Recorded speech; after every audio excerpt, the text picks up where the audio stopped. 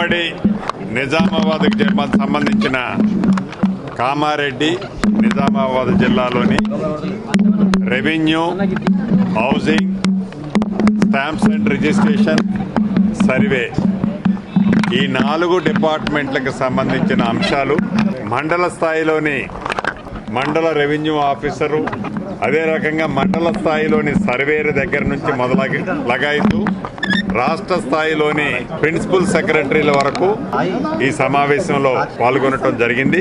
స్థానిక శాసనసభ్యులు సుదర్శన్ రెడ్డి గారు, అదే రకంగా భూపతి రెడ్డి గారు, ఎమ్మెల్సీ గారు, పిసిసి అధ్యక్షులు వారు మహేష్ కుమార్ గౌడ్ గారు, డిసిసి అధ్యక్షులు, ఇలా ప్రజాప్రతినిధులు, రాజకీయ పార్టీలకు అతీతంగా ప్రజాప్రతినిధులు అందరూ కూడా ఈ సమావేశంలో పాలుపంచుకున్నారు. ప్రధానంగా ఈ ప్రభుత్వం ఏదైతే ధరణిని బంగాళాఖాతంలో వేసి భూభారత చట్టాన్ని తీసుకురావటమే కాకుండా ఈ చట్టం ద్వారా శాశ్వతంగా భూములున్న ఆసాములకి వివాదరహితమైన భూములు ఇచ్చే దాంట్లో భాగంగా ఈ వివాదరహిత భూములు ఇవ్వాలి అంటే సర్వే కార్యక్రమాన్ని చేపట్టాలి. భూముల్లో సర్వే చేస్తే తప్ప సమస్యలు అనేది పరిష్కారం కాదు అనేది అనేక మంది నిపుణులు, అదే రకంగా అనుభవజ్ఞులైన రైతులు ఇచ్చిన సూచనలు, సలహాల మేరకు రాష్ట్ర వ్యాప్తంగా మొదట విడత ప్రతి జిల్లాలో 70 రెవెన్యూ గ్రామాల్లో సర్వే కార్యక్రమానికి శ్రీకారం చుట్టాం.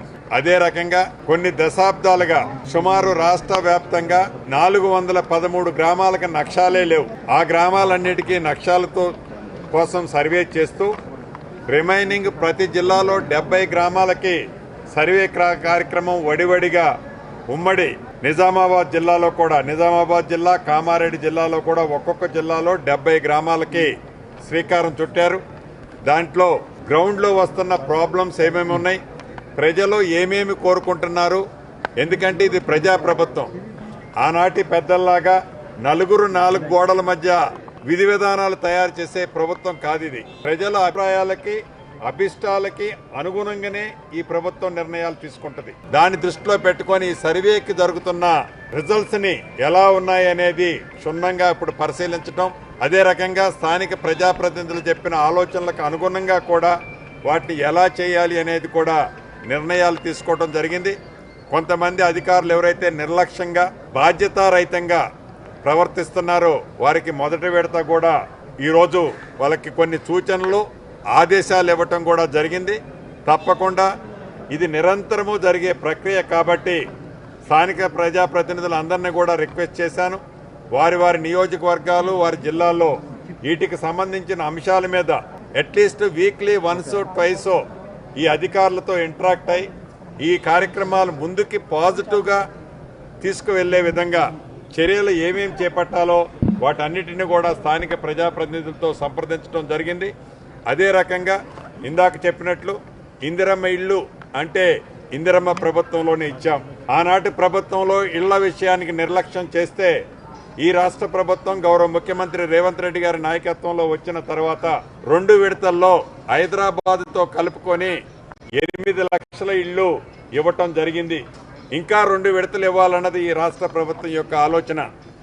ప్రత్యేకంగా ఈ నిజామాబాద్ కార్పొరేషన్ పరిధిలో ఇళ్ల స్థలాలు లేవు అనేది స్థానిక ప్రజాప్రతినిధులు పెద్దలు సుదర్శన్ రెడ్డి గారు కానీ, అదే రకంగా మహేష్ కుమార్ గౌడ్ గారు, మిగతా మిత్రుల సూచనలకు అనుగుణంగా హైదరాబాద్లో ఏ రకంగా అయితే ఇందిరమ్మ టవర్స్ కడుతున్నామో పేదవాళ్లకి ప్రభుత్వ స్థలంలోనే ఇళ్లు కట్టించి ఇచ్చే కార్యక్రమం చేపట్టామో అదే కార్యక్రమం ఈ నిజామాబాద్లో కూడా కావాలని అడిగారు.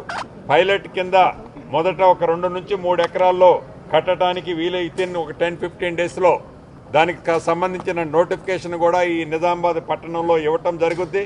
ఆఫ్టర్ దట్ ఎవరైతే నిరుపేదలకి ఇల్లు ఇవ్వాలని అనుకుంటున్నామో వాళ్ళకి కావాల్సిన అన్నిటినీ కూడా విడతల వారిలో ఇచ్చే విషయాన్ని కూడా ఈ ప్రభుత్వం పాజిటివ్గా స్పందిస్తుందని కూడా మీ ద్వారా నిజామాబాద్ టౌన్తో పాటు పరిసర ప్రాంతాల్లో నిరుపేదలు ఎవరైతే ఉన్నారో వారందరికీ ఈ వేదిక ద్వారా హామీ ఇస్తూ చివరిగా చెప్పదలుచుకున్నది ఒకటి, ఇది ప్రజలకి సమాధానము ఆన్సరబుల్ ప్రభుత్వం.